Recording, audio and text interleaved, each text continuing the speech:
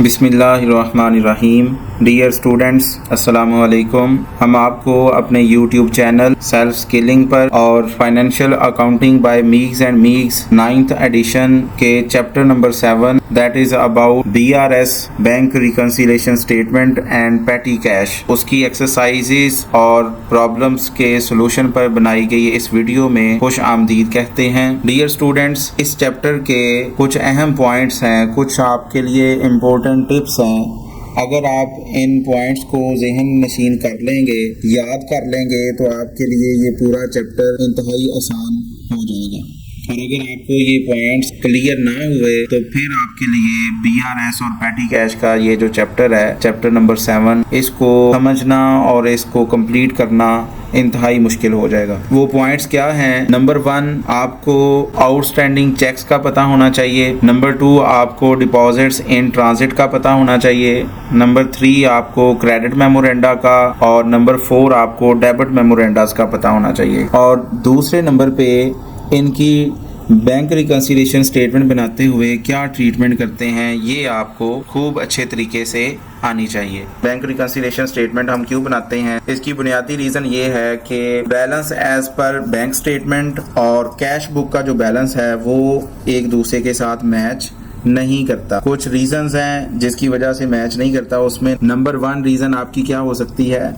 Outstanding checks. Outstanding checks से क्या मुराद है? Cheques issued but not presented to bank for payment. अब ये जो बैंक स्टेटमेंट होती है, ये आप कब मंगवाते हैं?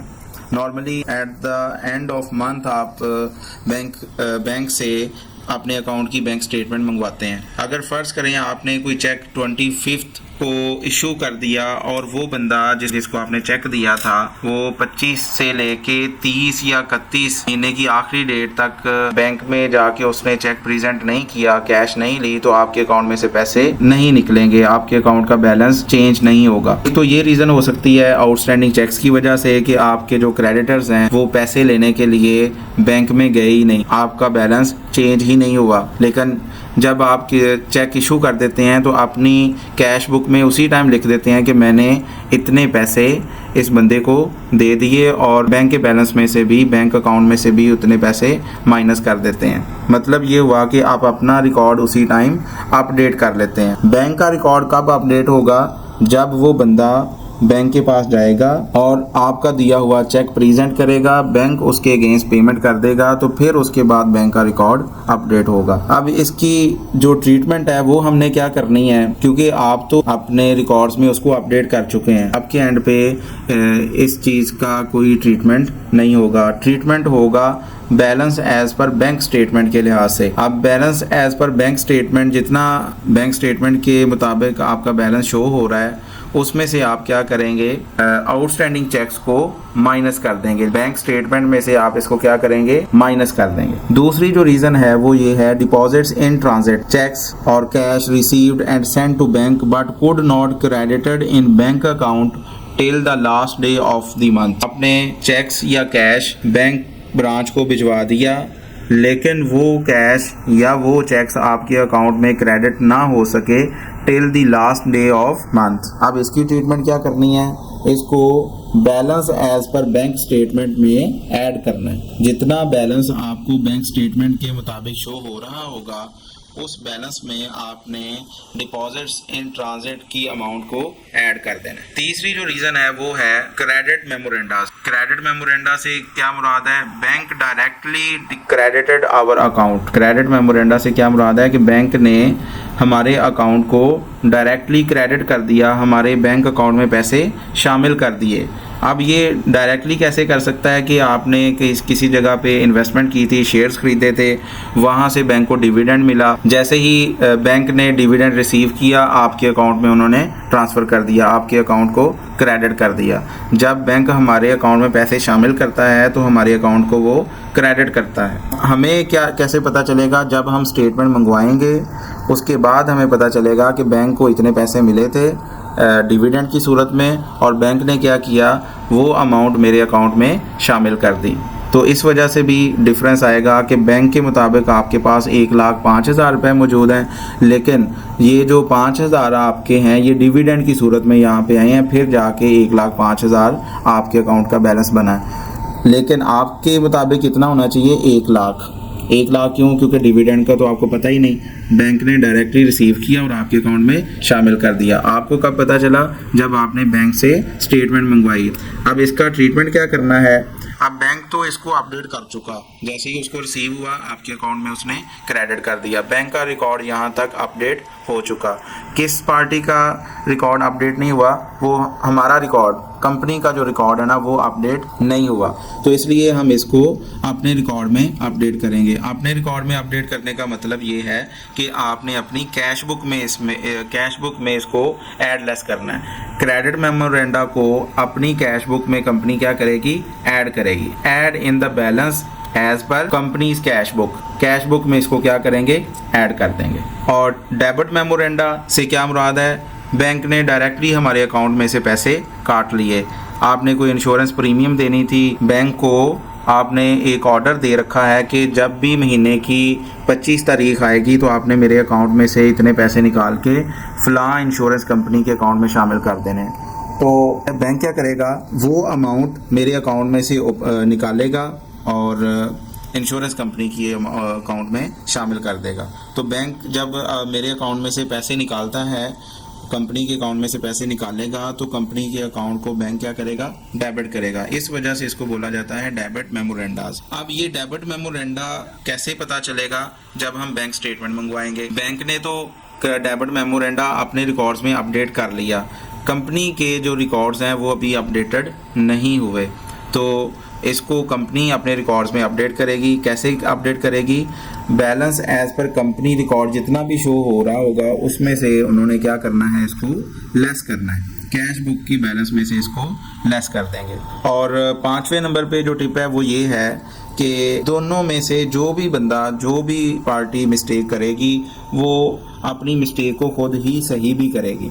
अगर कंपनी के लेवल पे कोई गलती है तो कंपनी उसको ठीक करेगी, बैंक उसको ठीक नहीं करेगा। और अगर बैंक ने कोई गलती की है तो बैंक खुद उसको ठीक करेगा, कंपनी उसको ठीक नहीं करेगी। ये बहुत ही बुनियादी चीज़ें हैं जो इस पूरे चैप्टर को समझने के लिए और सारे क्वेश्चंस को सॉल्व करने के लिए ज़रूरी हैं। Number 1, outstanding checks. ट्रीटमेंट क्या होगी? Balance as per bank statement में से इसको माइनस करेंगे। डिपॉजिट्स इन ट्रांजिट से क्या मुराद है? वो चेक्स या वो कैश जो बैंक ब्रांच में पहुंच तो चुकी है लेकिन हमारे अकाउंट में अभी तक नहीं आ सकी। At the last day of month हो क्रेडिट नहीं हो सकी। जब क्रेडिट नहीं होगी तो अगर आप लास्ट डे को बैंक स्टेटमेंट मंगवाएंगे तो उस बैंक स्टेटमेंट में वो कैश नज़र नहीं आएगी। तो ऐसी कैश या चेक्स को क्या बोलते हैं? Deposits in transit. इसकी ट्रीटमेंट क्या करेंगे? Balance as per bank statement में इसको ऐड कर देंगे। नंबर 3, क्रेडिट मेमोरेंडाज हैं। डायरेक्टली बैंक ने हमारे अकाउंट में पैसे शामिल कर दिए, कहीं से आए थे, हमारी इनकम हुई थी तो बैंक ने हमारे अकाउंट में वो पैसे शामिल कर दिए। तो अगर इस तरह की कोई सिचुएशन है तो बैंक तो ऑलरेडी अपना रिकॉर्ड अपडेट कर चुका है, कंपनी अपनी कैश बुक को अब अपडेट करेगी। कैसे? अपने balance as per company's cash book में इस अमाउंट को, क्रेडिट मेमोरेंडाज को ऐड किया जाएगा। डेबिट मेमोरेंडास डायरेक्टली बैंक हमारे अकाउंट में से जो पैसे काट लेता है। अब इसकी ट्रीटमेंट क्या होगी? कंपनी अपने रिकॉर्ड को अपडेट करेगी। कैसे? Balance as per company's cash book में से इसको माइनस किया जाएगा। और 5वीं जो बात है वो ये है कि जिस भी तरफ से गलती होगी वो गलती की तस्हीह भी खुद ही करेगा। बैंक गलती करेगा तो बैंक उसको ठीक करेगा, अगर कंपनी की तरफ से वो गलती कमिट होती है तो वो अपनी गलती खुद सुधारेगी।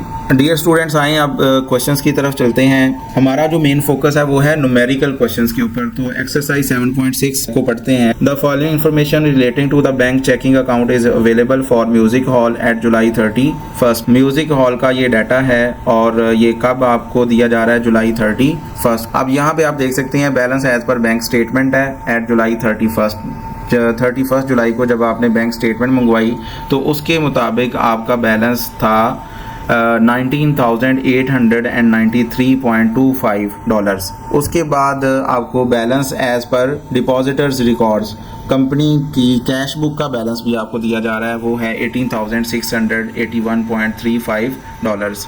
अब यहाँ पे नंबर 1 तो आपको दोनों रिकॉर्ड्स के बैलेंस, बैंक स्टेटमेंट का बैलेंस भी दे दिया गया और नंबर 2 आपको कैश बुक का बैलेंस भी दे दिया गया। फिर उसके बाद आपको बताया जा रहा है आउटस्टैंडिंग चेक्स। आउटस्टैंडिंग चेक्स कितनी अमाउंट के हैं जी? $2102.50।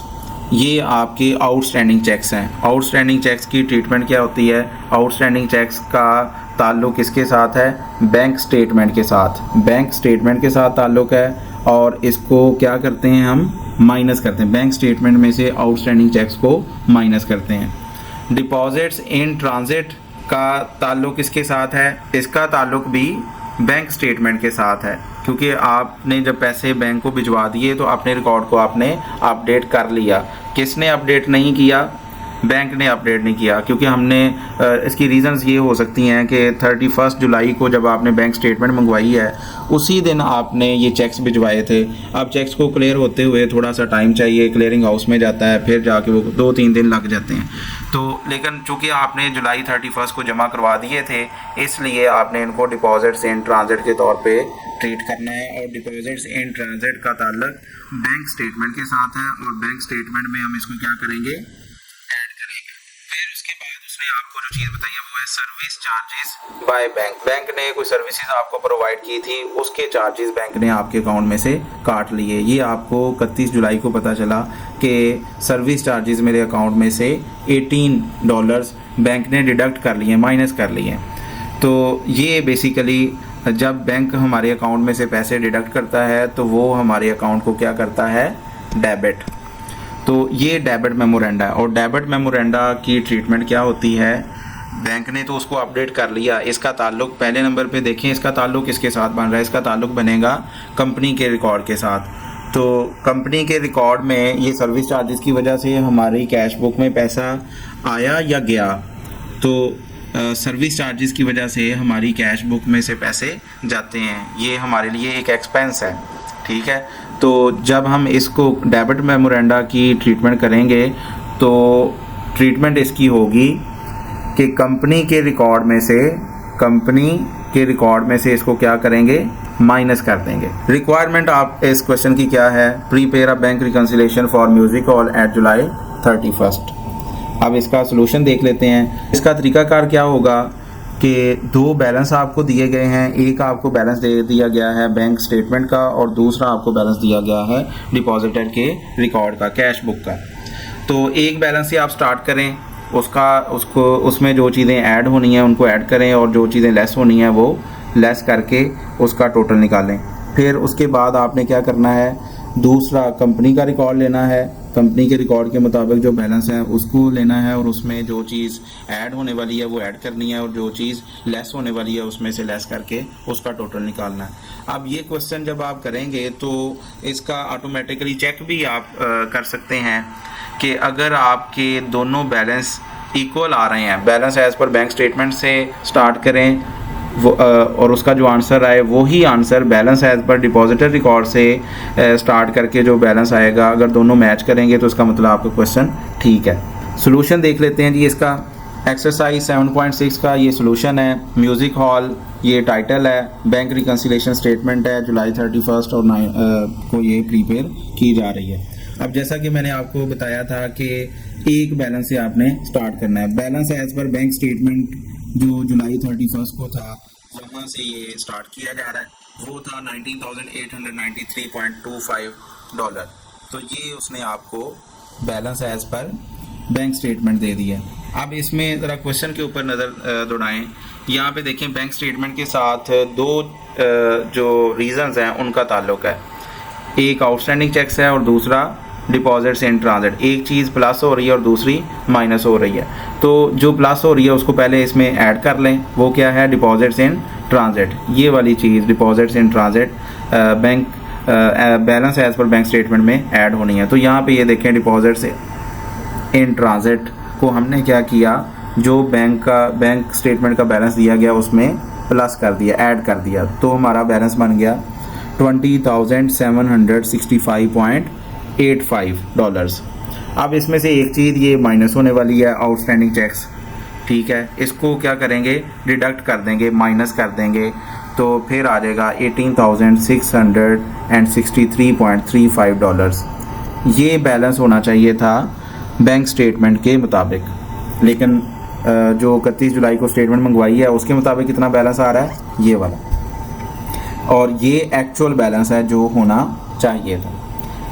अब क्या करेंगे, ये सेकंड बैलेंस डिपॉजिटर रिकॉर्ड वाला बैलेंस इस्तेमाल करके इस क्वेश्चन को आगे सॉल्व करेंगे। Balance as per depositor record उसने दे दिया 18,681.35, ये वाला। अब आप देख सकते हैं कि क्वेश्चन में सिर्फ वन आइटम है जिसको डिपॉजिटर रिकॉर्ड में से माइनस करना है, कंपनी के रिकॉर्ड में से जिसको माइनस करना है। इसमें एडिशन वाली कोई चीज़ नहीं है, जस्ट आपने कंपनी के रिकॉर्ड में से सर्विस चार्जेस को डिडक्ट करना है। तो balance as per depositor record लिखने के बाद हम क्या करेंगे, deduct service charges by bank, वो हैं $18.00। इसको माइनस किया तो देखें आंसर क्या आ गया, $18,663.35। अब ये बैलेंस और ये बैलेंस, ये दोनों ही मैच कर रहे हैं। इसका मतलब हमारा जो क्वेश्चन है वो बिल्कुल ठीक है, दोनों बैलेंस आपके मैच करने चाहिए, एक जैसे होने चाहिए। नेक्स्ट क्वेश्चन है जी, exercise 7.7, the following information relating to the bank reconciliation bank rechecking account is available for Wild Bills Texas barbecue at May 31। Balance है एज पर बैंक स्टेटमेंट उसने आपको दे दिया है, आउटस्टैंडिंग चेक्स के बारे में बता दिया कि इतने के आउटस्टैंडिंग चेक्स हैं, डिपॉजिट्स इन ट्रांजिट के बारे में आपको बता दिया, सर्विस चार्जेस बाय बैंक ये भी आपको उसने बता दिया, interest credited bye the bank, interest credited by bank, ये इंटरेस्ट हमें मिला है, बैंक ने हमारे अकाउंट में इसको क्रेडिट किया है, और balance as per depositor accounting records at May 31 is this. Balance दोनों ही उसने आपको यहाँ पे दे दिए। आउटस्टैंडिंग चेक्स की ट्रीटमेंट क्या होती है कि बैंक स्टेटमेंट में से इसको माइनस करते हैं, इसको क्या करना है आपने माइनस, लेकिन कहाँ से माइनस करना है, बैंक स्टेटमेंट में से।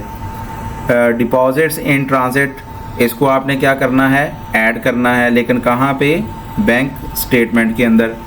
सर्विस चार्जेस बाय बैंक ये डेबिट मेमोरेंडा है, ये डेबिट मेमोरेंडा है, और डेबिट मेमोरेंडा को क्या करते हैं, डिपॉजिटर के रिकॉर्ड में से माइनस करते हैं। Interest credited bye the bank ये क्रेडिट मेमोरेंडा है, ये कौन सा मेमोरेंडा जी, ये क्रेडिट मेमोरेंडा है, और इसको हम ट्रीट कैसे करेंगे, डिपॉजिटर रिकॉर्ड में ऐड करेंगे, ठीक है। और उसके बाद है balance as per depositor accounting record. Instructions क्या है, prepare bank reconciliation statement at May 31। कैसे सॉल्व करेंगे जी, इसका सॉल्यूशन टिप्स मैंने आपको बता दी है, उसको इस्तेमाल करके आप आसानी से सॉल्व कर सकते हैं, लेकिन यहाँ पे मैं आपको सॉल्यूशन भी दिखा देता हूँ। 7.7 का सॉल्यूशन देखें जी, टाइटल है ऊपर, और उसके बाद balance as per bank statement से उसने स्टार्ट किया है, वो उसने दिया 9,740, ये वाला बैलेंस उसने हमें दे दिया। अब इसमें आप क्वेश्चन के ऊपर ज़रा नज़र दौड़ाएं। बैंक स्टेटमेंट में डिपॉजिट्स इन ट्रांजिट ने ऐड होना है, वो है 1106.30, इसको हम करेंगे ऐड करने के बाद आप देखें कि balance as per bank statement में से एक चीज़ ने माइनस भी होना है, वो क्या है, आउटस्टैंडिंग चेक्स ने माइनस होना है, तो फिर आपका आ जाएगा answer, balance as per bank statement का एग्जैक्ट आंसर आ जाएगा, adjusted cash balance as per bank, ये हमारा एडजस्टेड बैलेंस है जो बैंक स्टेटमेंट के मुताबिक होना चाहिए, एक्यूरेट। फिर आप क्या करेंगे, balance as per depositor record से स्टार्ट करेंगे। अब डिपॉजिटर रिकॉर्ड में भी एक चीज़ वन आइटम ऐड हो रही है और वन आइटम माइनस हो रही है, तो ऐड करेंगे इंटरेस्ट अर्न्ड क्रेडिट मेमोरेंडा को, और लेस करेंगे डेबिट मेमोरेंडा को। डेबिट मेमोरेंडा यहाँ पे क्या है, सर्विस चार्जेस, और इंटरेस्ट क्रेडिटेड बाय बैंक से क्या मुराद है, क्रेडिट मेमोरेंडा है कि बैंक ने हमारे अकाउंट में पैसे शामिल कर दिए। अब ये interest credited by bank credit कैसे होगा, हमने बैंक को लोन दिया हुआ था, या जैसे फॉर एग्जांपल सेविंग अकाउंट्स होते हैं, वहाँ पे हमारे पैसे पड़े हुए थे और सेविंग अकाउंट के ऊपर बैंक इंटरेस्ट देता है, मार्कअप देता है, तो वो मार्कअप बैंक ने महीने बाद या 6 महीने बाद हमारे अकाउंट में क्रेडिट कर दिया। तो ये हमें पता कब चलेगा, जब हम बैंक स्टेटमेंट मंगवाएंगे। तो ये क्रेडिट मेमोरेंडा था, और क्रेडिट मेमोरेंडा की ट्रीटमेंट क्या है कि इसको डिपॉजिटर रिकॉर्ड में ऐड करते हैं। अब ये देखें balance as per bank statement से स्टार्ट किया तो 7493.75 आंसर आया, और बैलेंस एज पर डिपॉजिटर के रिकॉर्ड से स्टार्ट किया तो एड लेस करने के बाद जो आंसर आया, जो एडजस्टेड कैश बैलेंस आया वो है 7493.75। ये देख सकते हैं कि दोनों बैलेंस एक जैसे हैं, ये भी और ये भी। इसका मतलब हमारा क्वेश्चन ये ठीक है जी। उसके बाद एक्सरसाइज 7.8 है। Exercise 7.8 shown below is the information needed to prepare a bank reconciliation for data flow in corporation at December 31st। ये December 31st को रिकॉर्ड आपको दिया जा रहा है। अब इसमें जो चीज़ें हैं वो नंबर 1 है, at December 31st कैश पर the bank statement was 15,981। Bank statement के मुताबिक बैलेंस कितना है, 15,981। कैश पर the company's record was 17,445। Company के मुताबिक, कंपनी की कैश बुक के मुताबिक बैलेंस 17,445 है। बैंक स्टेटमेंट के मुताबिक बैलेंस मेरा कितना है, 15,981। अब ये जो बैलेंस का डिफरेंस आ रहा है, इसकी क्या रीज़न्स हैं, नीचे वो रीज़न्स उसने बताई हैं कि ये रीज़न्स हैं जिसकी वजह से ये बैलेंस के अंदर डिफरेंस आ रहा है। नंबर 1 उसने बताया आपको 2 debit memoranda accompany the bank statement. Bank statement जब आपने मंगवाई तो उसमें 2 डेबिट मेमोरेंडास का जिक्र था। नंबर 1 क्या था, service charges for December of $24। दिसंबर में कोई सर्विसेज बैंक ने आपको दी थी, उसके सर्विस चार्जेस बैंक ने आपके अकाउंट में से काट लिए, कितनी अमाउंट के, $24 के। और दूसरा जो डेबिट मेमोरेंडा था वो था $600 का, cheque drawn by Jane Jones mark NSF not sufficient funds. NSF से क्या मुराद है, not sufficient funds. Jane Jones आपका कोई अकाउंट रिसीवेबल था, उससे आपने पैसे लेने थे, और उसने क्या किया, जेन जोन्स ने आपको एक चेक दे दिया $600 का कि आप जाएं मेरे अकाउंट में से ये पैसे निकलवा लें।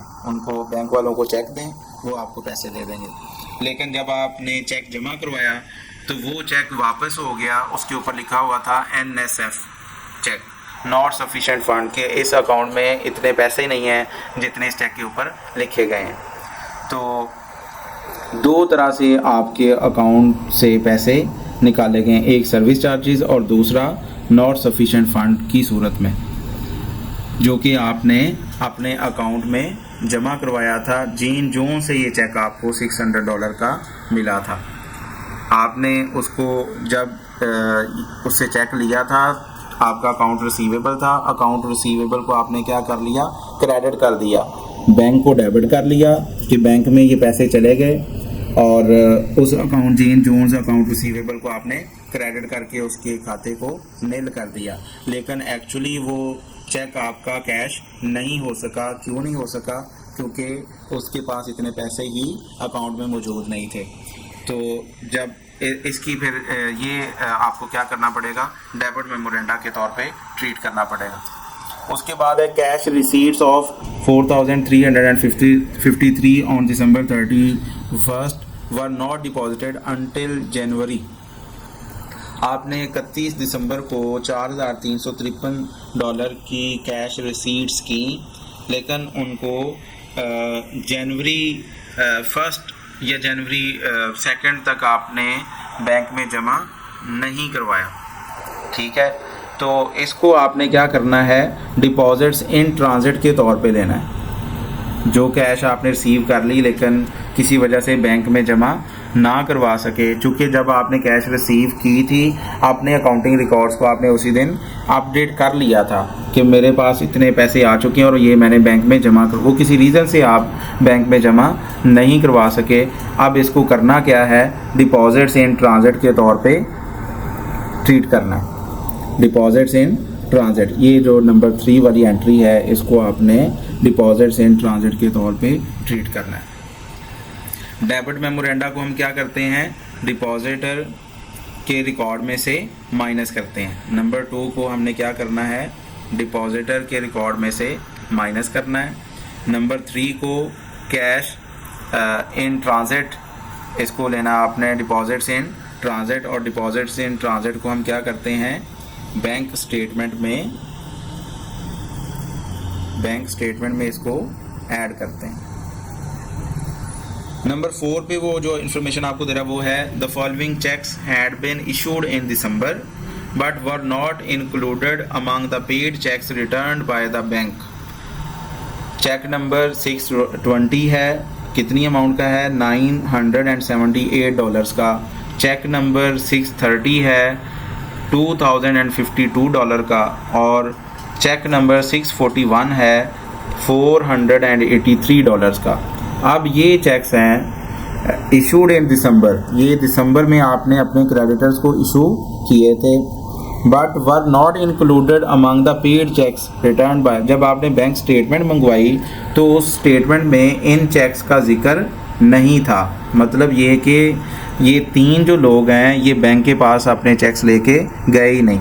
तो इस सूरत हाल को हम क्या नाम देते हैं, आउटस्टैंडिंग चेक्स। ये 3 आपके आउटस्टैंडिंग चेक्स हैं, इनकी अमाउंट को आप ऐड करें, सम करें, और इसकी ट्रीटमेंट क्या हम करेंगे आउटस्टैंडिंग चेक्स की, बैंक स्टेटमेंट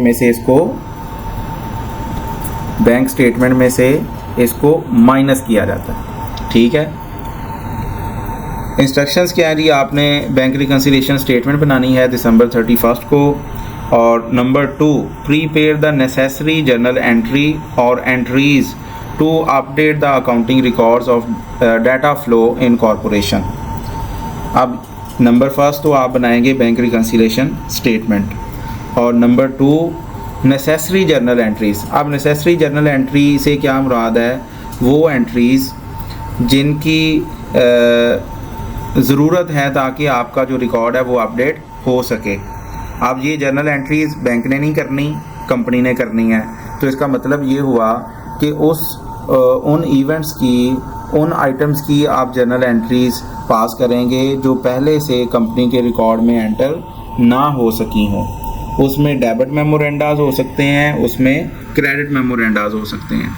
ये आपने पॉइंट याद रखना है कि कंपनी ने किस रिकॉर्ड को अपडेट करना है। वो डेबिट मेमोरेंडा, क्योंकि ये हमें पता चला है जब हमने बैंक स्टेटमेंट मंगवाई वहाँ से, उससे पहले हमें पता ही नहीं था, इसलिए हमने इसकी एंट्री भी नहीं पास की थी।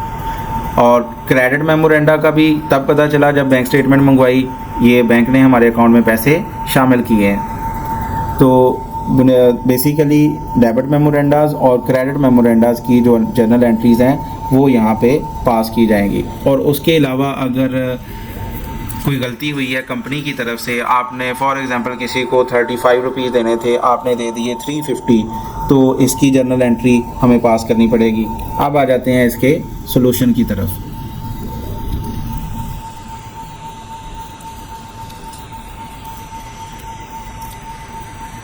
ये आपको यहाँ पे सॉल्यूशन नज़र आ रहा है एक्सरसाइज 7.8 का। नंबर 1 ए जो रिक्वायरमेंट है वो है बैलेंस बैंक रिकन्सिलिएशन स्टेटमेंट। तो सबसे पहले क्या करेंगे, हम स्टार्ट करेंगे balance as per bank statement. Balance as per bank statement उसने 15,981 हमें दे दिया। ये है जी आपका balance as per bank statement. अब इससे रिलेटेड मुझे बताएं कि बैंक स्टेटमेंट में किस किस चीज़ ने ऐड होना है और किस किस चीज़ ने माइनस होना है। ऐड होने वाली है जी आपकी डिपॉजिट्स इन ट्रांजिट।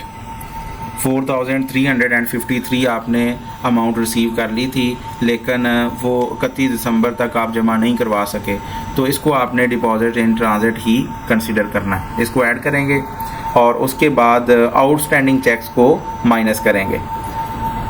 ये पॉइंट नंबर 4, इसको हम चेक नंबर 620 था 970, इसको इनर कॉलम में आप क्या करेंगे, इसकी ट्रीटमेंट कर लेंगे। ये देखें, ये इनर कॉलम में उसने, चूँकि नंबर ऑफ़ चेक्स ज़्यादा हैं, मोर देन 1 है, इसलिए हम इसको इनर कॉलम में लिख के इनको पहले ऐड कर लेंगे, इसका टोटल निकाल लेंगे और वो टोटल आपने बाहर आउटर कॉलम में लिखना है।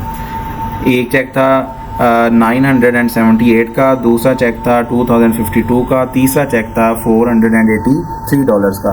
तीनों को जमा किया तो मेरे पास आंसर आया इसका 3513। इसको लेस करेंगे तो आपके पास एडजस्टेड बैलेंस आ जाएगा जो बैंक स्टेटमेंट में होना चाहिए।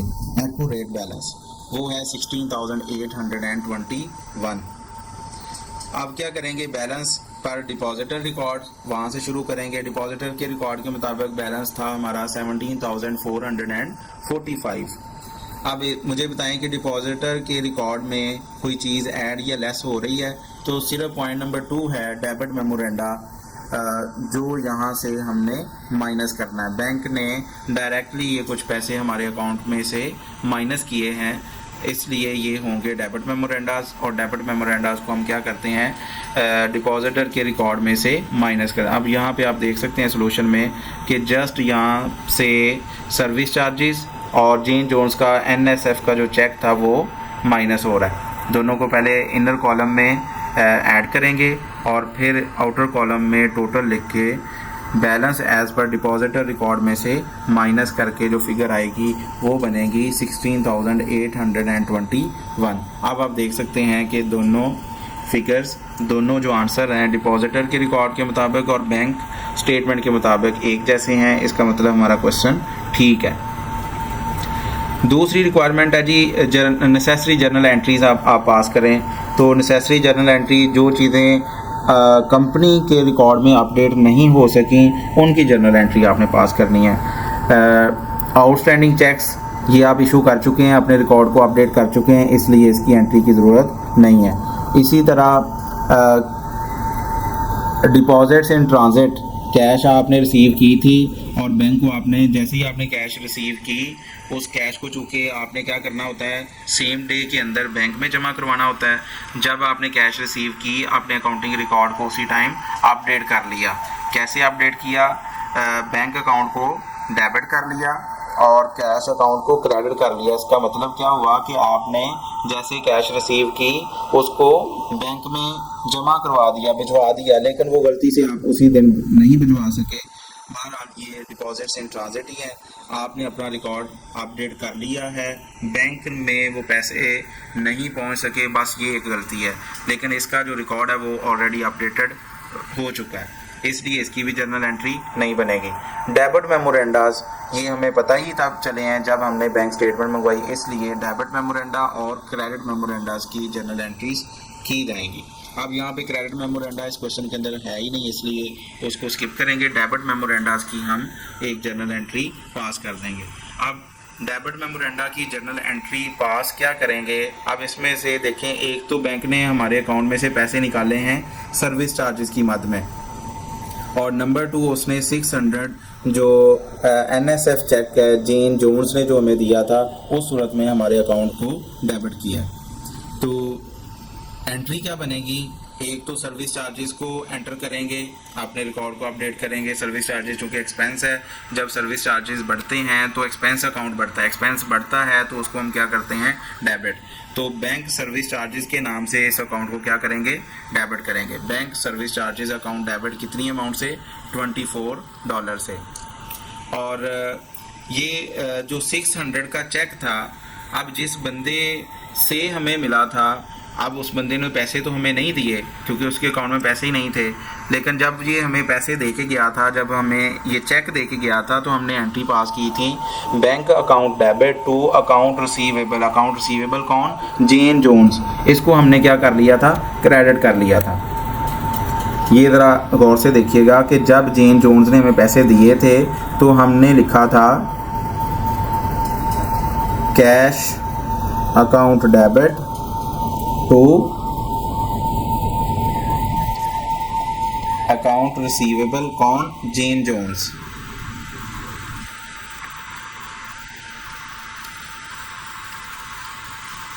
जब जीन जोन्स ने हमें पैसे दिए थे तो हमने लिखा था cash account debit to account receivable कौन, जॉन जेन्स। कितनी अमाउंट से, 6000 से,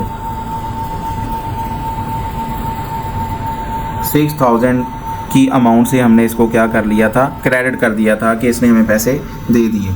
चूँकि इसने चेक दिया था, इसलिए वो चेक जाना था बैंक में जब क्लियर होना था तो फिर ही एक्चुअली ये इसका खाता नील होना था। अब वो चेक हमने क्या किया, बैंक में जमा करवा दिया। बैंक में जब आप जमा करवाएंगे तो ये जो कैश है ये आपकी कम हो जाएगी और वो आपका जो बैंक बैलेंस है वो उसको आप क्या कर लेंगे, इंक्रीज़ कर देंगे। बैंक अकाउंट को डेबिट कर लेंगे और कैश अकाउंट को क्रेडिट कर लेंगे। कितनी अमाउंट से? 6000 से। अब हुआ क्या कि उसका चेक चला गया क्लियरिंग में पता चला कि इस जेन जोन्स के अकाउंट में तो 6000 की रकम ही नहीं है, 600 की रकम ही नहीं है। ये 6000 मैं इस्तेमाल कर रहा हूँ, ये एक्चुअली 600 है, सॉरी। तो 600 जो रुपीज़ हैं, 600 रुपीज़ इसके अकाउंट में मौजूद ही नहीं थे। तो बैंक ने वो चेक दोबारा वापस कर दिया। बैंक ने अब जब हमने वो चेक जमा करवाया था, बैंक ने क्या किया, हमारे अकाउंट को क्रेडिट कर लिया। जब वो पैसे बैंक को नहीं मिले, बैंक ने भी हमारे अकाउंट को दोबारा डेबिट कर लिया, उतने पैसे हमारे अकाउंट में से निकलवा लिए। अब जब उसने पैसे नहीं दिए तो हम क्या करेंगे, उसको दोबारा अकाउंट रिसीवेबल अपना बनाएंगे। ये जो हमने उसको क्रेडिट कर दिया था ना, ये वाला, ये जो हमने उसको क्रेडिट कर दिया था, इसको दोबारा इसकी अकाउंट रिसीवेबल इसको बना लेंगे। इसको दोबारा अकाउंट रिसीवेबल, कौन? जॉन जेन्स को दोबारा 600 से हम क्या करेंगे, अकाउंट रिसीवेबल बना लेंगे। और क्रेडिट किसको करेंगे? कैश को। ये जो हमने जब इससे पैसे मिले थे, एंट्री पास की थी, उसकी रिवर्सल एंट्री पास कर देंगे। कैश अकाउंट 600 से। ठीक है, अब देखिए बैंक सर्विस चार्जेस। अब ये जो एंट्री बी पार्ट में आपको नजर आ रही है, बेसिकली ये दो एंट्रीज हैं। नंबर 1 बैंक के सर्विस चार्जेस की और नंबर 2 NSF चेक। तो यहाँ से आप देख सकते हैं bank service charges account receivable, ये एक एंट्री कंबाइन हुई है और एक हुई है bank service charges account debit cash. 624 से कैश आपकी क्रेडिट हो रही है और 600 से आपका अकाउंट रिसीवेबल डेबिट हो रहा है और 24 से आपके बैंक के सर्विस चार्जेस डेबिट हो रहे हैं। तो कंबाइन एंट्री भी की जा सकती है और अगर आप समझने के लिए ज़्यादा बेहतर है कि आप इसको अलग-अलग करें। पहले बैंक के सर्विस चार्जेस की एंट्री पास करें, वो क्या बनेगी, bank service charges account debit to account bank service charges account debit to cash account credit, क्योंकि आपके बैंक से ये पैसे निकल रहे हैं। और दूसरी एंट्री ये वाली account receivable to cash account. अब दोनों को इकट्ठा करेंगे, कैश दो दफ़ा क्रेडिट हो रहा है इसलिए दोनों को इकट्ठा लिख देंगे, 624 इकट्ठा।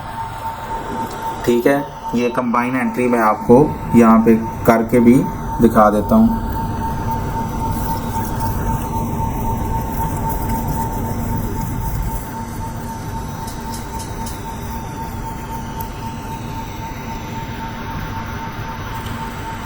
बैंक डेबिट मेमोरेंडम्स की जर्नल एंट्रीज पास करनी है।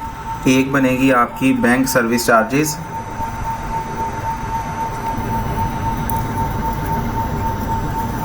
Bank charges account debit to cash account credit. कितने सर्विस चार्जेस बने थे? $24। और दूसरी है जी आपकी जो रिवर्सल हुई है, जब उससे पैसे हमने लिए थे, ये चूँकि पीछे मैं आपको बता चुका हूँ सारी सूरत हाल। अब उसकी आपने क्या करनी है, adjusting entry, reversal entry, account receivable दोबारा उसको बनाएंगे, जेन जोन्स को दोबारा अकाउंट रिसीवेबल टू कैश। कितनी अमाउंट से? 600 से।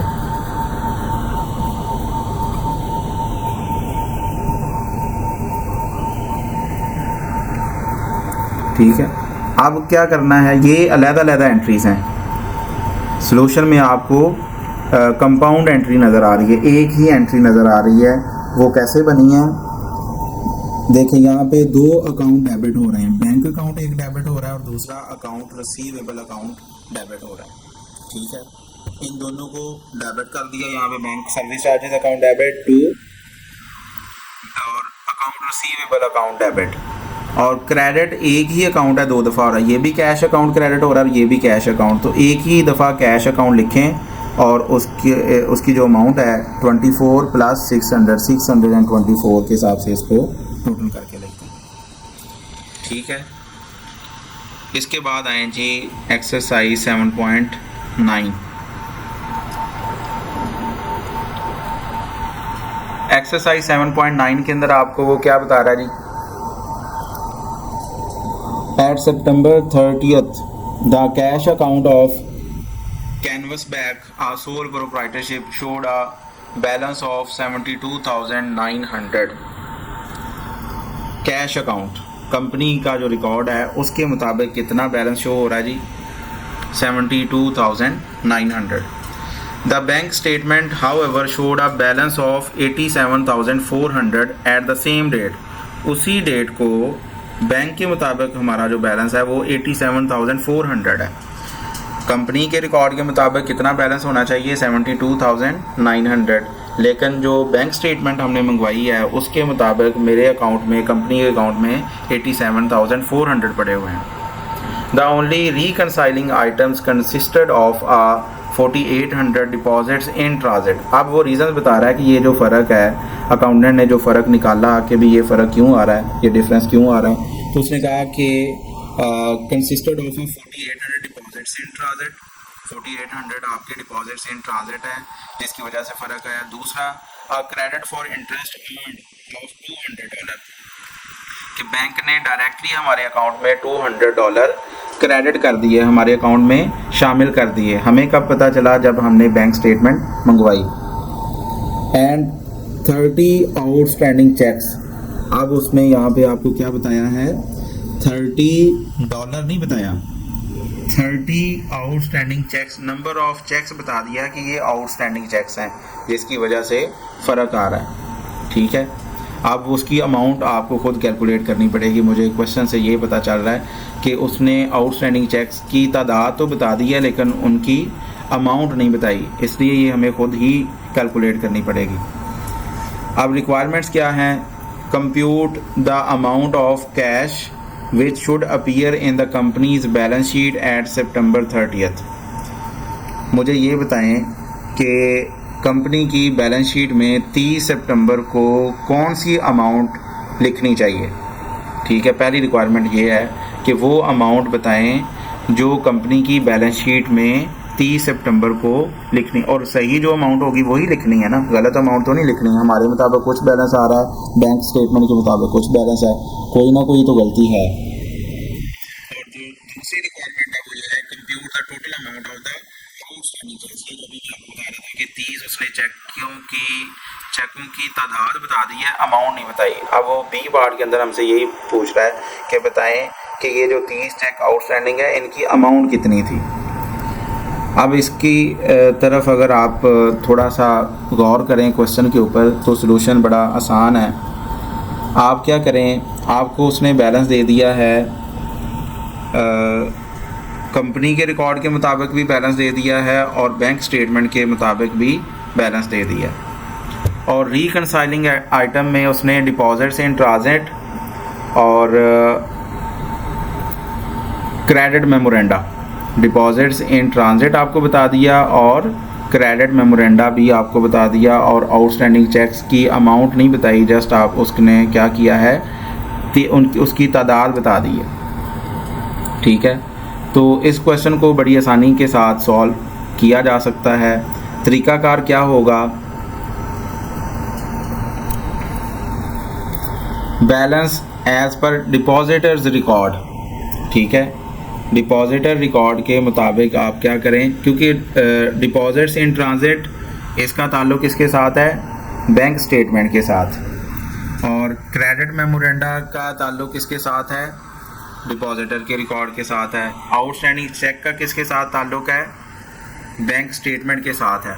अब अगर हम ऐसे बैलेंस को लेंगे जिसकी एक फ़िगर ही पूरी नहीं है, एक वैल्यू ही नहीं हमें दी गई, तो उसकी वजह से एग्जैक्ट बैलेंस हमें मालूम करना हमारे लिए बड़ा मुश्किल हो जाएगा, इम्पॉसिबल है कि आउटस्टैंडिंग चेक्स का ताल्लुक बैंक स्टेटमेंट के साथ है, उसमें से इसने लेस होना है तो फिर एग्जैक्ट बैलेंस आएगा। लेकिन अगर हम डिपॉजिटर के रिकॉर्ड को लें तो वहाँ पे जस्ट क्रेडिट मेमोरेंडा की एंट्री है और उसकी अमाउंट भी उसने बता दी है।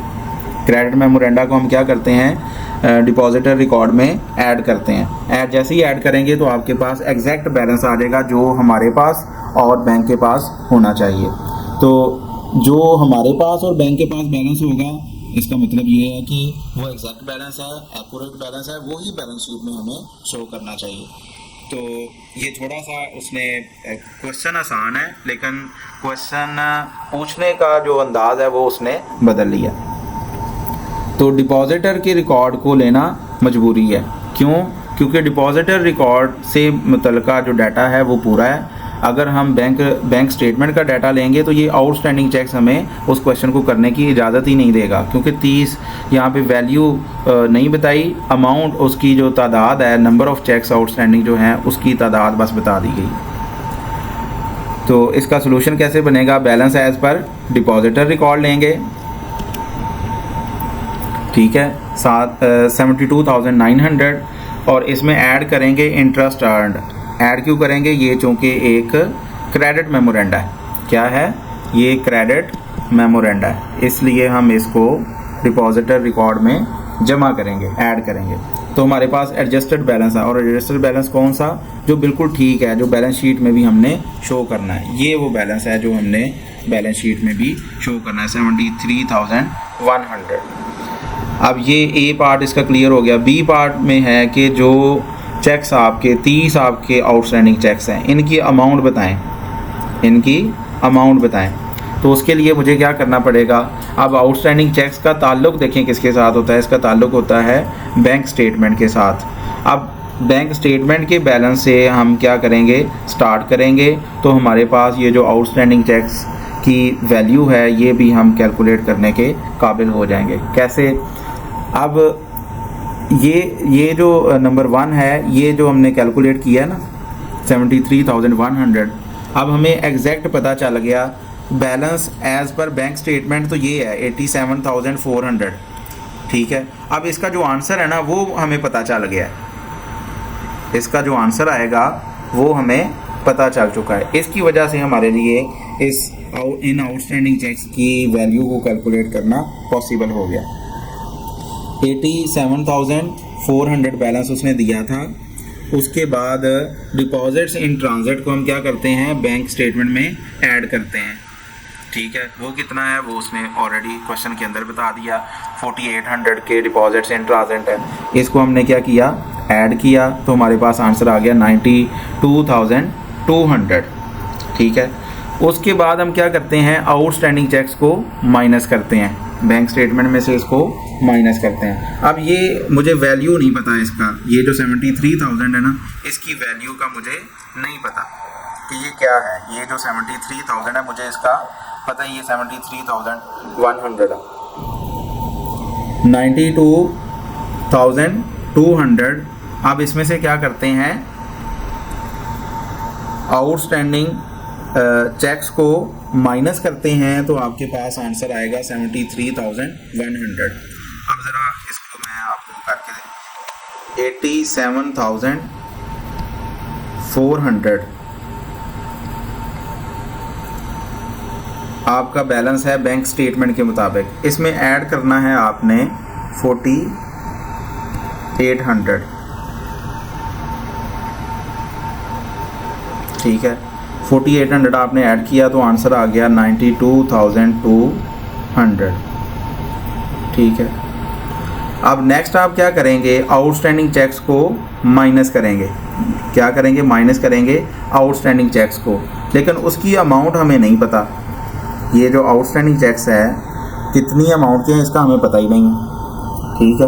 लेकिन हमें ये पता है कि आउटस्टैंडिंग चेक्स को माइनस करके जो आंसर आना है ना वो हमें पता है। वो कैसे पता है? क्योंकि हमने डिपॉजिटर का जो एग्जैक्ट रिकॉर्ड है ना वो निकाल लिया, वो है 73,100। ये आंसर मुझे पता है 73,100, ये आंसर मुझे पता है। अब मैं क्या करूँगा? देखूंगा कि ये 73,100 आया कैसे। 92,200 में से क्या माइनस किया कि 73,100 आंसर आ गया। तो उसके लिए मुझे क्या करना पड़ेगा, 92,200 में से माइनस करना पड़ेगा 73,100। इसको माइनस किया तो मुझे पता चला कि ये फिगर बनती है 19,100। ठीक है, तो ये अमाउंट है उन 30 आउटस्टैंडिंग चेक्स की। ठीक है, कैलकुलेट यहाँ पे उसने थोड़ा सा अंदाज डिफरेंट कर दिया, लेकिन मेरे ख्याल से आसानी ये है कि आप फॉर्मेट के मुताबिक चलें। 87,400 बैलेंस था, उसमें ऐड करना था हमने डिपॉजिट्स इन ट्रांजिट को, और जो आंसर आया उसमें से लेस करना था आउटस्टैंडिंग चेक्स को, और आंसर आ जाना है फिर 73,100। तो 92,200 में से 73,100 को माइनस किया तो मुझे पता चला कि यहाँ पे $19,100 अगर लिख दिया जाए तो फिर मेरा आंसर ठीक है। नेक्स्ट क्वेश्चन की तरफ चलते हैं। Exercise 7.10। In this exercise, we focus on some of the basic computations required in almost all bank reconciliations. At the end of November, Glacier Lodge received a bank statement showing a balance of $1,05,000. The balance included interest earned during November of $450. अब ये जो bank statement आपको नज़र आ रही है उसके अंदर उसने बता दिया कि एक इंटरेस्ट अर्नड की एंट्री है, कितनी अमाउंट की, 450 की। इंटरेस्ट आपने अर्न किया, सेविंग अकाउंट था, सेविंग अकाउंट होने की वजह से आपको क्या मिला, उसके ऊपर इंटरेस्ट मिला, मार्कअप मिला। मार्कअप फिर बैंक ने आपके अकाउंट में शामिल कर दिया, आपके अकाउंट को क्रेडिट कर दिया। तो ये एक क्रेडिट मेमोरेंडा, बेसिकली ये क्या है, एक क्रेडिट मेमोरेंडा।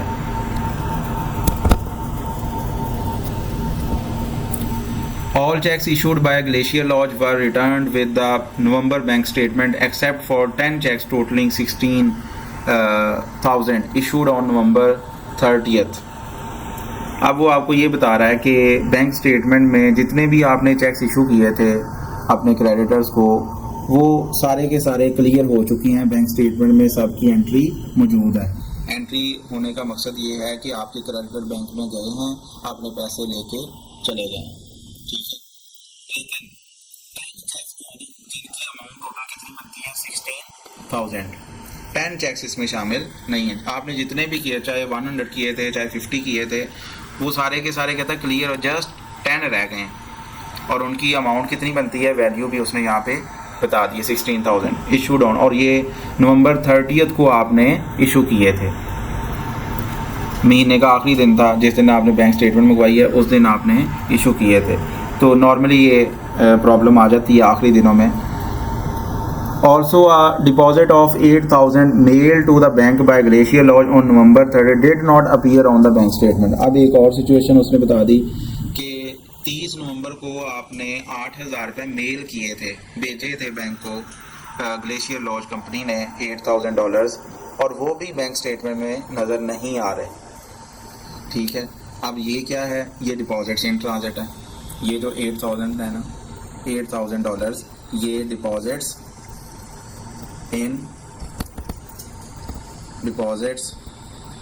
इन ट्रांजिट वाली ट्रीटमेंट।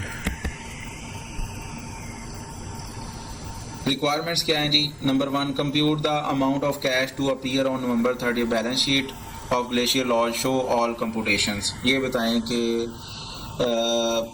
ग्लेशियर लॉज जो कंपनी है उसकी बैलेंस शीट में कैश कितना शो करवाएंगे, बैलेंस, बैंक का बैलेंस कितना शो करवाएंगे, ये कंप्यूटेशन आपने करनी है। नंबर 2, आपने कंप्यूट करना है amount of cash shown by Glacier Lodge records before any month end entries were made to update the company's record. ये बताएं कि जब आपने बैंक स्टेटमेंट, अब यहाँ पे उसने आपको क्या किया है, बैंक स्टेटमेंट का बैलेंस दिया है बस। किसका बैलेंस दिया? बैंक स्टेटमेंट का बैलेंस आपको दिया है इस पूरे क्वेश्चन में। अब वो रिक्वायरमेंट बी के अंदर क्या पूछ रहा है कि ये बताएं कि जिस दिन आपने बैंक स्टेटमेंट मंगवाई थी, बैंक स्टेटमेंट का बैलेंस तो पता चल गया इस क्वेश्चन में, तो बताएं कि कंपनी का उस दिन बैलेंस क्या था बिफोर एनी एडजस्टमेंट्स। अभी कोई एडजस्टमेंट, कोई चीज़ ऐड लेस नहीं हुई, तो बताएं उस डेट को 30 नवंबर को दोनों का बैंक स्टेटमेंट का और according to company record, company की कैश बुक के मुताबिक बैलेंस क्या था, ये बताएं बी रिक्वायरमेंट के अंदर। तो इसका सॉल्यूशन कैसे आपने करना है जी। नंबर 1, बैंक स्टेटमेंट से आपने स्टार्ट करना है और एक बैलेंस, टोटल एडजस्टेड बैलेंस आपके पास आ जाएगा। बैंक स्टेटमेंट में क्रेडिट मेमोरेंडा का ताल्लुक किसके साथ है, ये डिपॉजिटर के रिकॉर्ड के साथ है। डिपॉजिट्स इन ट्रांजिट का ताल्लुक किसके साथ है, ये बैंक स्टेटमेंट के साथ है। डिपॉजिट्स इन ट्रांजिट इसका ताल्लुक हो जाएगा आपका बैंक स्टेटमेंट के साथ। फिर उसके बाद आउटस्टैंडिंग चेक्स हैं 10 चेक्स। अब ये 8000 आपका डिपॉजिट्स इन ट्रांजिट है, ये बैंक स्टेटमेंट में ऐड होगा, बैंक स्टेटमेंट में इसको ऐड करेंगे। और ये जो 10 चेक्स हैं जिनकी अमाउंट 16,000 है, ये आपका है आउटस्टैंडिंग चेक्स, ये भी बैंक स्टेटमेंट के साथ इसका ताल्लुक है। बैंक स्टेटमेंट में से इसको माइनस करेंगे। मतलब ये हुआ कि बैंक स्टेटमेंट का डाटा सारा यहाँ पे मौजूद है। बैंक स्टेटमेंट के बैलेंस से शुरू करेंगे, add less deposits in transit को ऐड करेंगे, डिपॉजिट्स इन ट्रांजिट को ऐड करेंगे और आउटस्टैंडिंग चेक्स की अमाउंट को 16,000 को लेस करेंगे। तो फिर आपके पास आ जाएगा एग्जैक्ट बैलेंस जो बैलेंस शीट में अपीयर शो होना चाहिए। और बी रिक्वायरमेंट क्या है, amount of cash own by Glacier Law record. अब उसके मुताबिक क्या होना चाहिए। अब देखिए यहाँ पे डिपॉजिटर रिकॉर्ड के साथ किसका ताल्लुक है, क्रेडिट मेमोरेंडा का। किसका ताल्लुक है, क्रेडिट मेमोरेंडा का। तो इसको अगर हम क्या करें, 97,000 तो एग्जैक्ट बैलेंस है ना, ये हमने जो मालूम किया, अभी फाइंड आउट किया है बैंक स्टेटमेंट का बैलेंस इस्तेमाल करके, ये एग्जैक्ट बैलेंस है, ठीक है। अब वो चाहता है कि वो बैलेंस बताओ जो किसी एडजस्टमेंट से पहले हो, कंपनी के रिकॉर्ड का वो बैलेंस जो किसी एडजस्टमेंट। अब इसमें तो क्रेडिट बैलेंस जो क्रेडिट मेमोरेंडा ना वो भी शामिल है। 97,000 के अंदर क्रेडिट मेमोरेंडा ऑलरेडी वहाँ पे बैंक ने हमारे अकाउंट में क्रेडिट मेमोरेंडा के कितने पैसे थे, $450 ये जमा कर दिए हैं हमारे अकाउंट में, तब ये 97,000 आ रहा है। तो अब अगर हम इस 97,000 में से डिपॉजिटर रिकॉर्ड के साथ जिसका ताल्लुक है वो है इस क्वेश्चन में जस्ट क्रेडिट मेमोरेंडा, ये निकाल दें। क्रेडिट मेमोरेंडा क्या होता है, हमारे अकाउंट में ऐड होता है बेसिकली।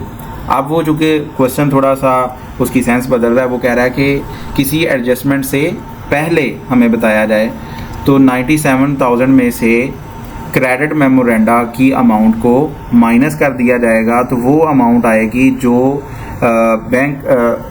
जो कंपनी के कैश बुक के मुताबिक शो हो रही होगी, ठीक है। 97,000 में से 450 को माइनस किया तो 96,550 का बैलेंस ये है कैश बुक के मुताबिक बैलेंस। तो यही वो हमसे पूछ रहा था कि वो बैलेंस बताओ जो किसी भी एडजस्टमेंट से पहले कंपनी की कैश बुक शो करवा रही थी जी। उसके बाद नेक्स्ट क्वेश्चन है एक्सरसाइज 7.11। ये बड़ा अहम क्वेश्चन है, ठीक है। अब इसमें जो मैंने इस चैप्टर को स्टार्ट करते वक्त आपको 5 टिप्स बताए थे ना, ये उनकी रिवीजन है। अगर किसी को तब समझ नहीं आई तो ये रिवीजन में ज़रा अच्छी तरह उसको समझ ले। In reconciling the bank account of Lane Company, the accountant had to deal with the following 6 items. जब कहता है कि आपको बैंक रिकन्सिलेशन स्टेटमेंट बनानी पड़ेगी तो 6 आइटम्स हैं जिनके साथ आपका वास्ता पड़ेगा। नंबर 1 किसके साथ, आउटस्टैंडिंग चेक के साथ। आउटस्टैंडिंग चेक्स कौन से, इशू तो कर दिए लेकिन वो बंदे हमारे बैंक में जाके पैसे लेने नहीं गए। Number 2 bank service charges, bank ने कोई सर्विस दी, हमारे अकाउंट में से पैसे काट लिए, हमें कब पता चला, जब बैंक स्टेटमेंट मंगवाई। Number 3, check number was issued in the correct amount of 350 and paid by the bank in that amount. अब ये बड़ा अहम इसमें पॉइंट है कि एक चेक था जिसकी करेक्ट अमाउंट थी $350। कितनी अमाउंट थी इसकी करेक्ट? ये 350 रुपये का चेक आपने बनाया था और किसी बंदे को दे दिया, और बैंक ने भी 350 रुपये ही इसकी पेमेंट की। Paid by the bank in that amount, उसी अमाउंट जो आपने उसके ऊपर लिखा था ना 350 रुपये, $350, वही सेम अमाउंट बैंक ने भी पे कर दी। बट हैड बिन, अब गलती कहाँ पे हुई? वो जो आखिरी पॉइंट बताया था ना कि जिसकी गलती वही उसको ठीक करेगा। अब यहाँ पे ये बात आपकी मज़ीद क्लियर हो जाएगी कि क्या मुराद है इस बात से। But had been incorrectly recorded in Lane company's accounting records as 530। आपने 350 रुपये का चेक बनाया और बैंक ने भी 350 रुपये ही पेमेंट की। बैंक की कोई गलती नहीं इसमें, आपने चेक बनाने में भी कोई गलती नहीं की। गलती कहाँ पे हुई? जब उसको आपने अकाउंटिंग की बुक्स में लिखा तो आपने लिख दिया कि मैंने चेक नंबर 502 के अगेंस्ट 350 नहीं बल्कि कितने पैसे दिए हैं? 530 रुपये। 350 देने थे, कितने बनते थे उस बंदे के? 350। चेक भी आपने 350, उस बंदे को मिले भी 350, लेकिन आपने अपनी बुक्स ऑफ अकाउंट में उसको कितना लिख लिया? 530, 530। आपने ये कहा कि मैंने इस बंदे को $530 दे दिए हैं। अपनी अकाउंटिंग की बुक्स में आपने रिकॉर्ड ये कर लिया। तो देखेंगे इसमें डिफरेंस कितना है, 350 और 530 का डिफरेंस। तो ये डिफरेंस आपको मिलेगा 180 का। 180 आपने अपने, अब जिस बंदे को ये चेक दिया था उसको सही अमाउंट मिली, बैंक ने भी ठीक काम किया, जितनी अमाउंट उस चेक पे लिखी थी वही अमाउंट उस बंदे को दे दी। लेकिन जब आपने अपनी अकाउंटिंग रिकॉर्ड्स में उसका खाता नील किया, जिस बंदे को आपने पैसे दिए, तो आपने लिखा होगा अकाउंट पेएबल, अकाउंट डेबिट, आपने एंट्री क्या पास की होगी? Account payable, account debit to cash account credit. कितनी अमाउंट से? 530 से, 530। जब आपने पेमेंट की तो आपने ये एंट्री पास कर दी। हालांकि इसको लिखना चाहिए था अकाउंट पेएबल टू कैश, कितनी अमाउंट से? 350 से। इसका मतलब ये हुआ कि आपने अपने अकाउंटिंग रिकॉर्ड में अपने कैश को 180 रुपीज़ मज़ीद कम कर दिया। आपके गले में 180 अभी हैं, लेकिन अकाउंटिंग के रिकॉर्ड में 180 नहीं है। तो ये 180 की जो गलती है ना, ये आपको सुधारनी पड़ेगी। कैसे सुधारनी पड़ेगी ये देख लेते हैं। उसके बाद नंबर 4 है collection by bank of note receivable left with bank by Lane company for collection and credit to Lane company's account. एक नोट रिसीवेबल था, वो आपने बैंक के पास छोड़ दिया कि जब इसकी ड्यू डेट आएगी ना, आपने इसकी कलेक्शन करनी है। आपने मेरे डेटर के पास जाना है, मेरे अकाउंट रिसीवेबल के पास जाना है और ये अमाउंट उससे रिकवर करके मेरे अकाउंट में शामिल करनी है। तो ये जब उसकी ड्यू डेट आएगी, आप बैंक स्टेटमेंट मंगवाएंगे, तब आपको पता चलेगा कि बैंक ने वो जो नोट रिसीवेबल है वो रिसीव करके मेरे अकाउंट में शामिल कर दिया है। तो तब भी इसकी एडजस्टमेंट करनी पड़ेगी। रिकनसाइलिंग आइटम है ये भी। बैंक ने तो डाटा अपडेट कर दिया होगा, लेकिन हमारी तरफ से, कंपनी की तरफ से डाटा अपडेट नहीं हुआ, हमें करना पड़ेगा। फिर 5वीं जो रीज़न है वो ये है कि NSF चेक्स, कि आपने कस्टमर से चेक लिया, उसको डेटर से क्रेडिट कर दिया ताकि उसका खाता नील हो सके, लेकिन जब एक्चुअली वो बैंक के पास गया, बैंक ने देखा कि इस बंदे के अकाउंट में तो पैसे ही नहीं है, तो उसकी रिवर्सल एंट्री पर पास करनी पड़ती है। ये हम पहले कर चुके हैं, ये डिटेल के साथ मैंने आपको बता दिया कि कब कैसे होता है। फिर नंबर 6 जो आइटम है वो है deposit in transit. Deposits in transit के आपने बैंक में चेक्स या कैश जमा करवा दिया, लेकिन आपने आखिरी डेट को करवाया था, इसलिए वो आपकी उसी दिन की जो बैंक स्टेटमेंट आपने मंगवाई है उसमें ये शो नहीं हो रहा। अब आपने करना क्या, रिवीजन अब कैसे होगी। Number 1, you are to classify each of the above 6 items under one of the following headings. Number 1, an addition to the balance per bank statement. अब बताएं कि बैलेंस पर बैंक स्टेटमेंट में कौन कौन सी आइटम्स ऐसी हैं जो ऐड होंगी। ठीक है, कौन कौन सी आइटम्स इन 6 में से ऐसी हैं जो balance as per bank statement में ऐड होंगी। Outstanding cheques balance as per bank statement में से माइनस होते हैं। अब इसके साथ आप लिख लें, यहाँ से आपको क्लैरिटी मज़ीद हो जाएगी। आउटस्टैंडिंग चेक्स को हम क्या करते हैं, बैंक स्टेटमेंट में से माइनस करते हैं। ठीक है, बैंक स्टेटमेंट में से इसको माइनस करना है। ठीक है, बैंक सर्विस चार्जेस को हमने क्या करना है, डिपॉजिटर बैंक सर्विस चार्जेस का ताल्लुक किसके साथ है, डिपॉजिटर के साथ। तो डिपॉजिटर रिकॉर्ड में से इसको बैंक सर्विस चार्जेस को क्या करेंगे, माइनस करेंगे। डिपॉजिटर रिकॉर्ड में से नंबर 2 को माइनस करेंगे। चेक नंबर, अब ये जो 180 है, 180 आपने ये लिख दिया अपनी बुक्स ऑफ अकाउंट में कि 180 ज़्यादा आपने पैसे दे दिए, ज़्यादा पैसे दे देंगे। एक्चुअली आपने दिए तो नहीं, बस लिख दिया कि 180। तो इसको क्या करेंगे आप, डिपॉजिटर रिकॉर्ड में, कैश बुक में, डिपॉजिटर के रिकॉर्ड में जमा कर लेंगे। कितनी रकम जमा करेंगे, 180, ये वाली। ठीक है। Number 4, collection by bank. अब बैंक ने डायरेक्टली वो अकाउंट, हमारे अकाउंट में पैसे शामिल कर दिए। बैंक ने तो डाटा अपडेट कर लिया। अब किसके साथ इसका ताल्लुक बनेगा, डिपॉजिटर रिकॉर्ड के साथ। डिपॉजिटर रिकॉर्ड के मुताबिक ये ऐड होने चाहिए, क्योंकि हमारे अकाउंट में पैसे बैंक शामिल कर रहे हैं, ऐड करेंगे यहाँ पे। फिर उसके बाद NSF चेक्स हैं। NSF चेक का किसके साथ ताल्लुक है जी, डिपॉजिटर रिकॉर्ड के साथ है। डिपॉजिटर रिकॉर्ड, बैंक ने क्या किया, हमारे अकाउंट में से पैसे निकलवा लिए। पहले जो उसने हमारे अकाउंट में क्रेडिट किए थे कि इतने पैसे वहाँ से मिलेंगे, उनको वापस निकलवा लिया। तो इसका भी डिपॉजिटर रिकॉर्ड के साथ ताल्लुक है, और उसमें से क्या करेंगे, माइनस करेंगे।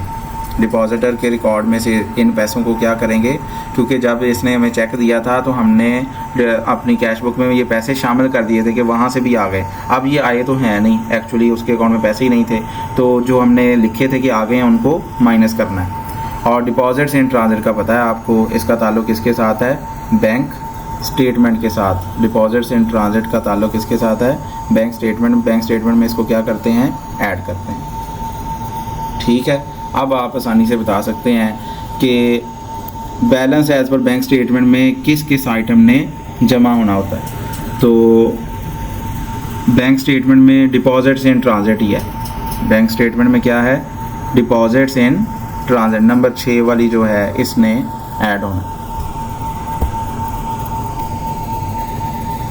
ठीक है। Number 1, outstanding cheques represent. Exercise 7.11 का सलूशन है।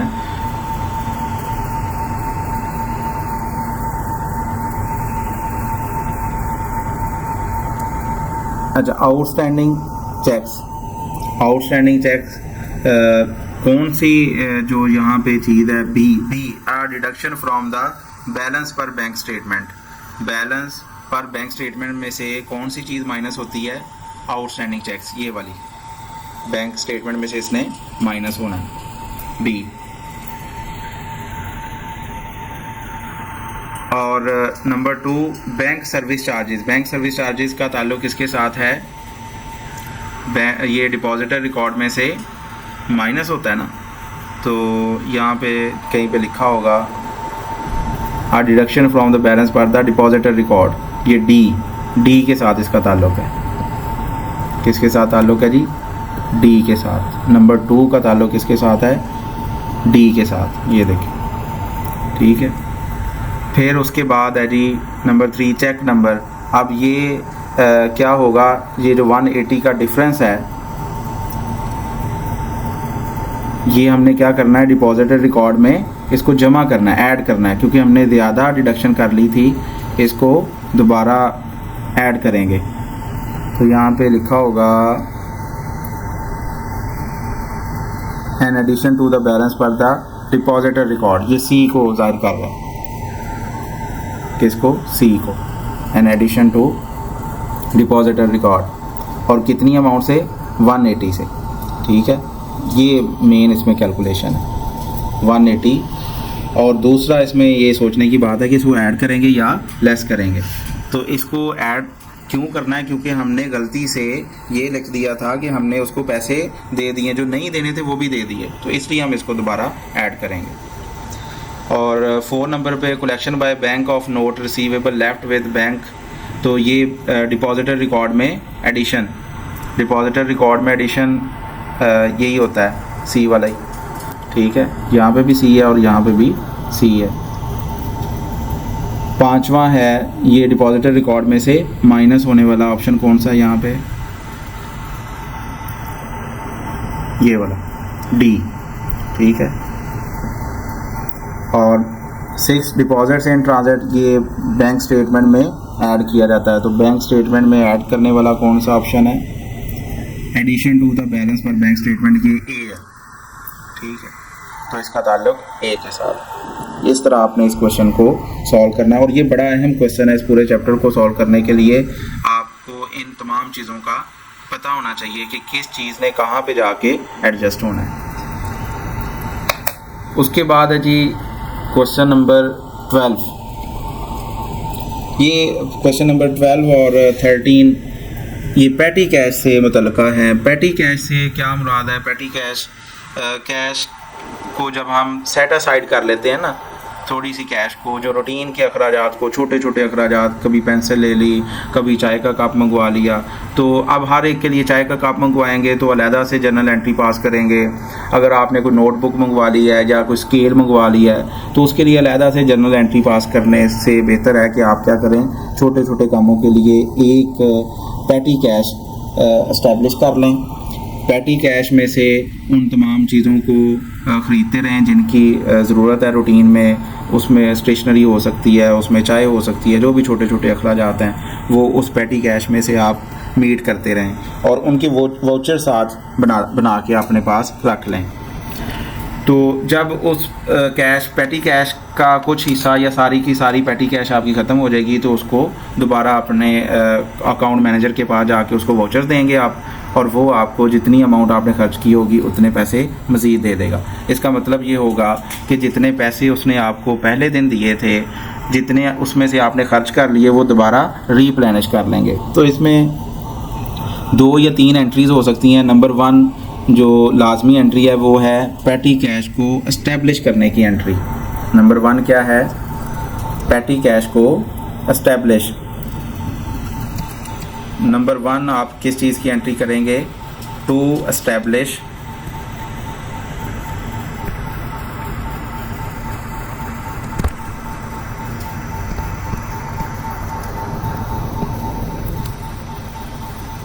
Petty cash.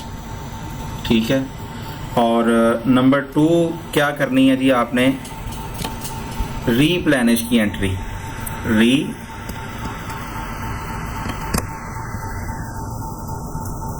पैटी कैश को रीप्लेनिश करने की एंट्री करनी है। और नंबर 3 आपने क्या एंट्री करनी है,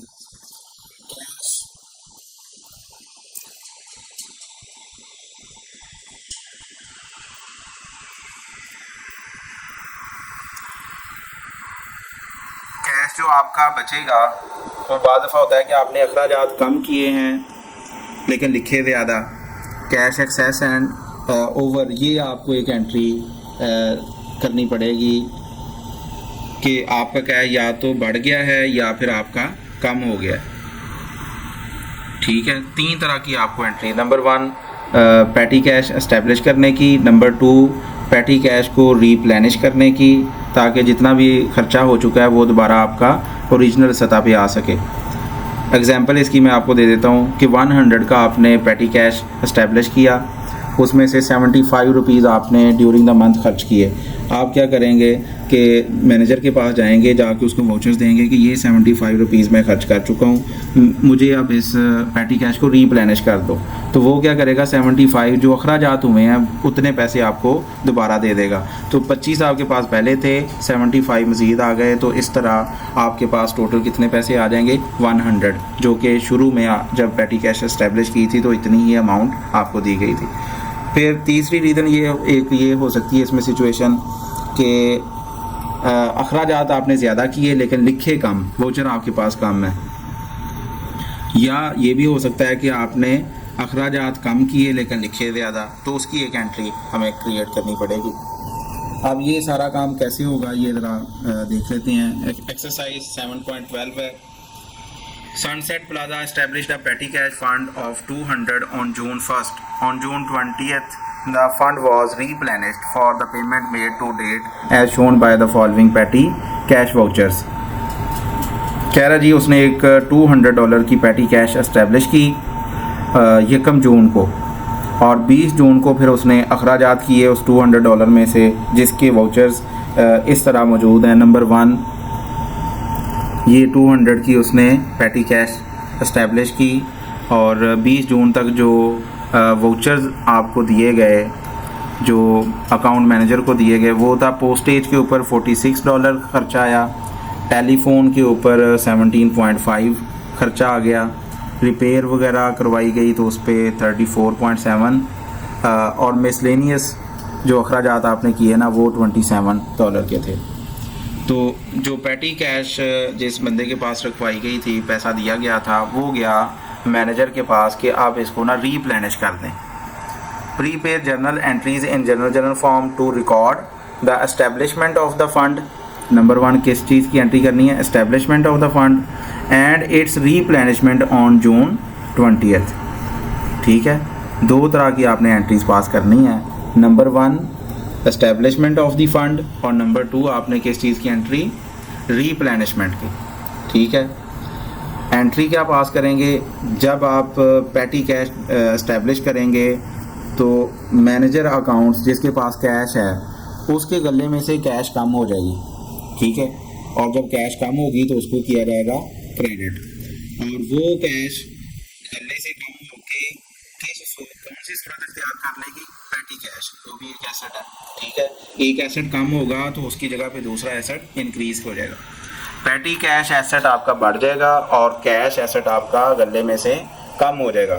तो पैटी कैश को हम क्या करेंगे, डेबिट करेंगे, और जो कैश अकाउंट है आपका उसको क्रेडिट कर देंगे। ठीक है, इसका सलूशन ज़रा देख लेते हैं। पैटी जून 1 को पैटी कैश एस्टेब्लिश करने की एंट्री है। पैटी कैश को करेंगे डेबिट। क्यों डेबिट करेंगे, क्योंकि पैटी कैश जो एसेट है ना ये बढ़ रहा है, और कैश को क्रेडिट क्यों करेंगे, क्योंकि उसके गले में से कैश कम हो रही है। कैश अपनी सूरत बदल रही है वही कैश, लेकिन अपनी सूरत बदल रही है। कैसे, मैनेजर अकाउंट्स, कैश मैनेजर के गले में पड़ी थी, कैश थी, अब वहाँ से ख़त्म हो रही है। अब उसके गले में से जब कैश डिक्रीज़ करेगी, एसेट डिक्रीज़ करेगा तो उसको कर देंगे क्रेडिट। और पैटी कैश एक है, ये भी एक एसेट ही है, वही कैश है जो पैटी कैश का नाम अब जिसको दे दिया गया है। तो वो चूँकि बढ़ रही है, एसेट बढ़ रहा है, तो इसलिए हम उसको कर देंगे डेबिट। और कितनी अमाउंट की पैटी कैश आपने इस्टेब्लिश की है जी, $200 की। अब क्या हुआ, 20 जून को अखराजात हो गए, तो एंट्री बजाय कि हम डेली उसकी एंट्री पास करें, हम क्या करेंगे, जब उसको रीप्लेनिश करेंगे ना तो तब एक ही एंट्री, कंपाउंड एंट्री हम कर लेंगे। एंट्री क्या बनेगी, जो अखराजात आपने किए हैं उनको कर लेंगे डेबिट। ये देखेंगे सारे अखराजात जो उसने किए थे उनको डेबिट कर दिया। खर्चा जब भी बढ़ता है तो उसको डेबिट करते हैं। पोस्टेज एक्सपेंस 46 का हुआ, टेलीफोन एक्सपेंस 17.5 का हुआ, मिसलेनियस आपके $27 के अखराजात हो चुके, तो सबको हमने क्या किया, डेबिट कर दिया। अब ये टोटल अमाउंट बनती कितनी है, 46, 17.5, 34.7 और 27.00। इन सबको ऐड करें तो ये बनती है 125.20। अब वो मैनेजर क्या करेगा, अखराजात को डेबिट कर देगा और अपने गले में से जितने अखराजात के वाउचर वो क्लर्क आपको देगा उतनी अमाउंट वाउचर्स को ऐड करके अमाउंट कैलकुलेट करेगा, और जितनी अमाउंट वो बनेगी उतनी अमाउंट कैश की सूरत में उस क्लर्क के हाथ में थमा देगा कि जाओ अब ये फिर आपके पास पूरे हो गए पैसे। ठीक है, तो इसको बोलते हैं रीप्लेनिश करना। तमाम अखराजात को डेबिट कर लेगा और गले में से जो कैश जा रही है, कैश कम हो रही है, एसेट कम हो रहा है, तो उसको कर लेगा क्रेडिट 125.20। नेक्स्ट क्वेश्चन है जी 7.13। On February 3, Executive Golf Course established a petty cash fund in the amount of $150. At February 28, the fund contained 9.20 in cash. 28 फरवरी को आपने 3 फरवरी को एक पैटी कैश एस्टेब्लिश की, कितनी अमाउंट की, $150 की। और 28 फरवरी जब आई तो आपके पास कितने पैसे थे, $9.2 in cash. The vouchers in the fund are summarized below. पहले नंबर पे रिक्वायरमेंट इसकी ज़रा सुन लें। रिक्वायरमेंट इसकी ये है कि आपने पैटी कैश को इस्टेब्लिश करने की एंट्री पास करनी है और फिर आपने क्या करना है, उसको रीप्लेनिश करने की एंट्री पास करनी है। ये दो चीज़ें आप पहले पिछले क्वेश्चन के अंदर कर चुके हैं। फ़र्क इसमें ये होगा कि या तो आपने अखराजात ज़्यादा किए हैं, लिखे कम हैं, या अखराजात कम किए हैं, लिखे ज़्यादा हैं। तो इस सूरत में एक सिचुएशन क्रिएट होगी, एक एंट्री, एक अकाउंट आपको ओपन करना पड़ेगा जिसका नाम है कैश ओवर एंड शॉर्ट। ठीक है, अगर इस तरह की सूरत होगी तो फिर आपको एक अकाउंट ओपन करना पड़ेगा, cash over and short account. कैसे करेंगे, पैटी कैश एस्टैब्लिश $150, ये तो आपने एंट्री पहले कर ली। पैटी कैश डेबिट करेंगे और कैश अकाउंट क्रेडिट करेंगे $150 से। ठीक है, अब जो क्लर्क ने आपको वाउचर्स दिए, आपके पास पैसे कितने पड़े हुए हैं जी, $9.20 और 150 था, 150 टोटल था, 9.20 आपके पास मौजूद है। ठीक है, मिसलेनियस एक्सपेंसेस आपने किए हैं जी 52.61। ऑफिस सप्लाईज के ऊपर अखराजात हुए 82.14। ठीक है, अब आप उससे डिमांड कितनी कर रहे हैं, कैश कितनी मांग रहे हैं, 150 पैटी कैश मौजूद था, 150.00। आपके पास जो पड़े हुए हैं वो है 9.20।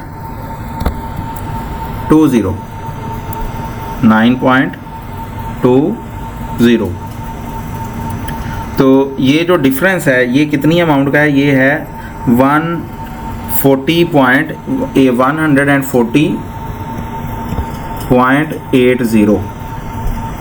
डिफरेंस कितना आ गया कि 140 रुपये और 80 पैसे आप खर्च कर चुके हैं। ठीक है, लेकिन जो वाउचर्स आप दे रहे हैं ये दो वाउचर आपने दिए, मिसलेनियस एक्सपेंसेस के और ऑफिस सप्लाईज के। अगर इन दोनों को ऐड किया जाए वाउचर्स को तो ये बनेंगे 134.75। कितने बनेंगे ये, 134, ये बनेंगे 134.75। मतलब ये कि आपने अखराजात तो टोटल किए 134, लेकिन मांग रहे हैं कैश मैनेजर से 140.80, ये मांग रहे हैं आप। ठीक है, इसका मतलब ये हुआ कि आपने अखराजात ज़्यादा किए लेकिन लिखे कम। आपने वाउचर्स किसी का घुमा दिया या फिर किसी से वाउचर लिया ही नहीं। कितनी अमाउंट का वाउचर आपने नहीं लिया किसी से, ये तकरीबन 6 रुपीज़ 6.05, 134 और 140.8, इसमें जो डिफरेंस बनता है ना वो 6 रुपये और 5 पैसे का बन रहा है, 140.80 और 134.75। तो दोनों का जो डिफरेंस है वो कितना बन रहा है, यहाँ पे मैं कर देता हूँ 140.80 माइनस 134.75, तो ये बनता है 6.05। 6 रुपये और 5 पैसे आप उससे ज़्यादा मांग रहे हैं। ठीक है, तो इसके लिए अब ये एक फ़र्क आ गया। अगर आप 140.80 मांगते तो सीधी सीधी उसने एंट्री पास करनी थी, मिसलेनियस एक्सपेंसेस डेबिट 52.61 से, ऑफिस सप्लाईज एक्सपेंस 82.14 से, और 34.75 कैश अकाउंट क्रेडिट। लेकिन यहाँ पे आप उससे मांग रहे हैं 140.80। क्यों? क्योंकि आपके पास तो 9.2 है, तो इसका मतलब यही हुआ ना कि 140.80 आपको चाहिए ताकि 150 आपके पास पूरे हो सकें। तो अब ये जो फ़र्क है ये 6.05 की वजह से आ रहा है। फ़र्क क्यों आएगा आपका? 6.05 की वजह से। ठीक है, अब इस फ़र्क को एडजस्ट करने के लिए एक अकाउंट ओपन करना पड़ेगा जिसका नाम रखेंगे cash over and short. Cash over and short. अब ये चूँकि आप उससे ज़्यादा डिमांड कर रहे हैं, ये भी चूँकि खर्चा ही हुआ होगा ना कहीं, इसलिए खर्चे वाली साइड पे आएगा। बाद दफ़ा ये होगा, इसका वाइस वर्सा हो जाएगा कि आपके पास पड़े ज़्यादा हैं, ठीक है, लेकिन जो वाउचर्स हैं वो भी ज़्यादा पैसों के हैं। पैसे आपके पास मौजूद हैं लेकिन वाउचर्स भी आपके पास मौजूद हैं। तो फिर ये होगा कि cash over and short credit side पे आ जाएगा। ठीक है, कहाँ पे आएगा इसकी? अभी तो चूँकि ये खर्चे हो चुके हैं लेकिन वाउचर नहीं था। अगर सिचुएशन ये हो कि पैसे भी मौजूद हैं और वाउचर्स भी मौजूद हैं, तो फिर हम क्या करेंगे? कैश ओवर एंड शॉर्ट को इधर लिखेंगे।